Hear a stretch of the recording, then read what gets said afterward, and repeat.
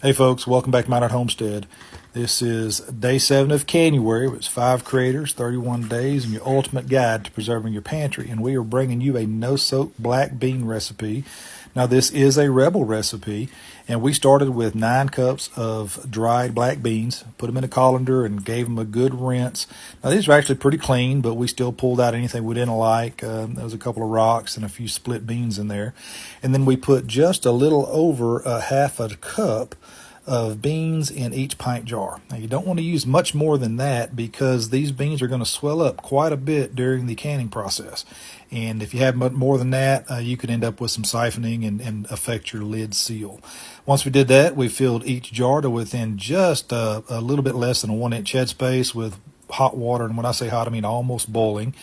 Debubbled everything real good using the back of our headspace gauge, and then we actually checked our headspace. I wanted to make sure that I had just a little bit shy of 1 inch. I wanted to give myself a healthy 1 inch of headspace there.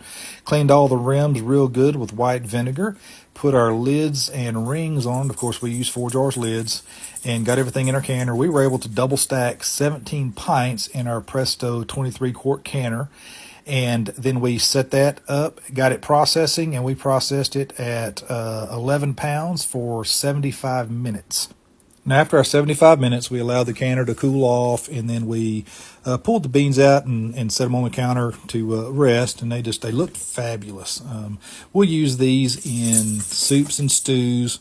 We'll use them as tacos. We'll use them with fajitas. They will never get used in chili because chili does not have beans in it. Go to the mat on that one.